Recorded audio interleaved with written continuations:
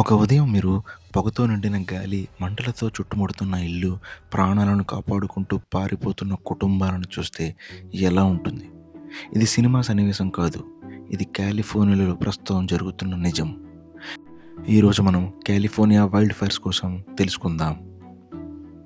Friends, తెలుసుకునే ముందు మా ఛానల్ని సబ్స్క్రైబ్ చేయండి, బెల్ ఐకాన్ని ప్రెస్ చేయండి.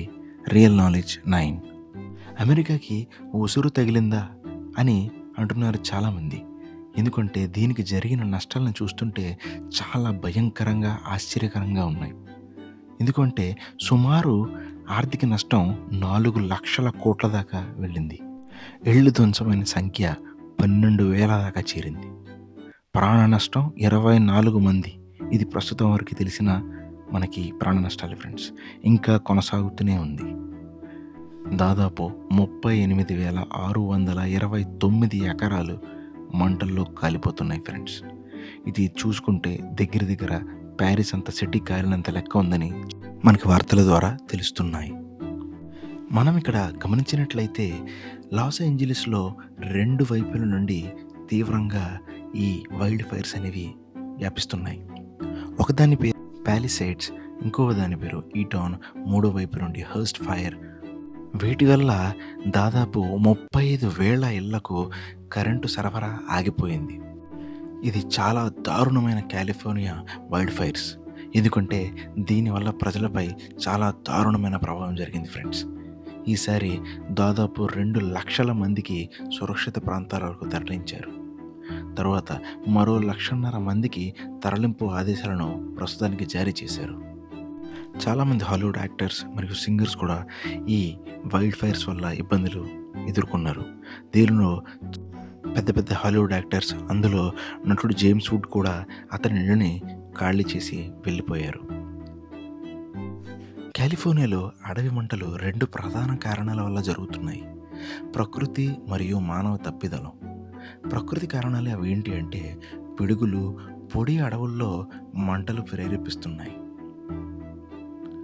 దానితో పాటు పొడి వాతావరణం మరియు గాలి వేగం మంటలను మరింత విస్తరింపజేస్తుంది.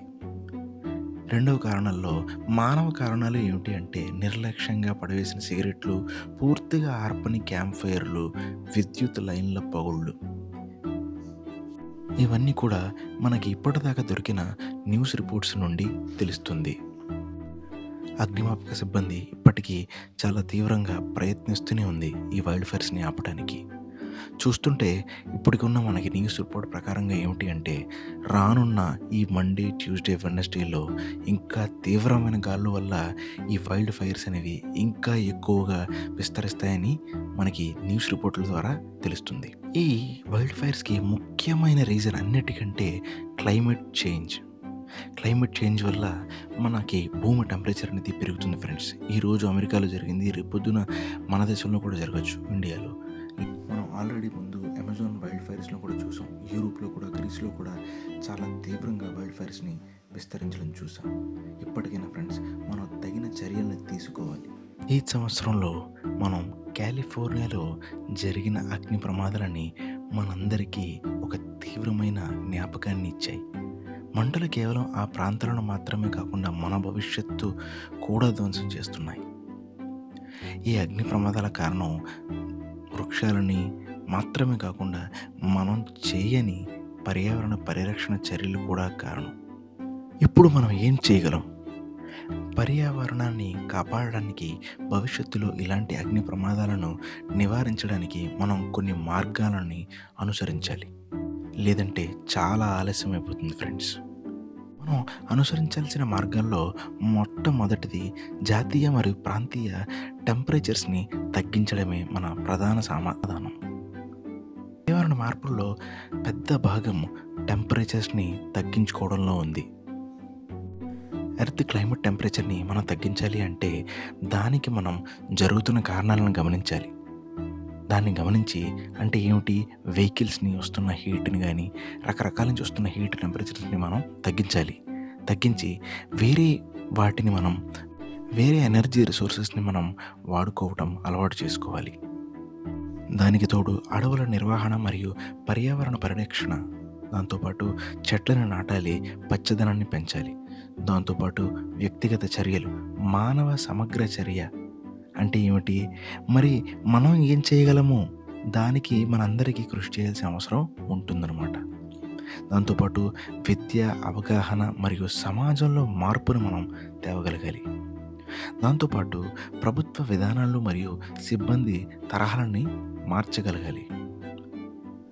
ఇది ఫ్రెండ్స్ మనం ఈరోజు నేర్చుకున్న ఈ నిజమైన, చాలా కష్టమైన, చాలా దారుణమైన పరిస్థితులను చూసి మనం నేర్చుకోవాల్సిన విషయాలు. చూడండి ఫ్రెండ్స్, ఈ అగ్ని ప్రమాదాలను మనకు ఛాలెంజ్‌ని ఇచ్చాయి. కానీ మనకు ఒక అవకాశాన్ని కూడా ఇచ్చాయి. మనం కృషి చేస్తే ఈ పర్యావరణాన్ని కాపాడగలమనే ఒక ఆశ ఉంది. మనకి భవిష్యత్తులో కాపాడటానికి ఈ మార్పులు అవసరం. ఇప్పటి నుండి మనం కఠిన చర్యలు తీసుకోకపోతే మరింత పెద్ద అగ్ని ప్రమాదాలు, ప్రకృతి వైపరీత్యాలు మన ప్రతిరోజు జీవితంలో భాగమవుతాయి. పర్యావరణాన్ని కాపాడుకునేందుకు మనం మార్పు తీసుకురావాలి. మీ చిన్న చర్యలు కూడా పెద్ద మార్పుని తీసుకురావచ్చు. మీరేం చేస్తారు? మీ ఉద్దేశం ఏంటో మా కామెంట్స్‌లో తెలియజేయండి. మా కామెంట్స్‌లో తెలియజేసిన తర్వాత మా ఛానల్‌ని మీరు సబ్స్క్రైబ్ చేయండి, ఫాలో చేయండి, లైక్ చేయండి. మా కాంటెంట్ మీకు నచ్చినైతే మీ ఫ్రెండ్స్ అందరికీ షేర్ చేయండి. ఇలాంటి మంచి వీడియోస్‌ని మీరు రెగ్యులర్‌గా చూడాలంటే మా ఛానల్‌ని సబ్స్క్రైబ్ చేయండి friends. Thank you guys. Have a nice day.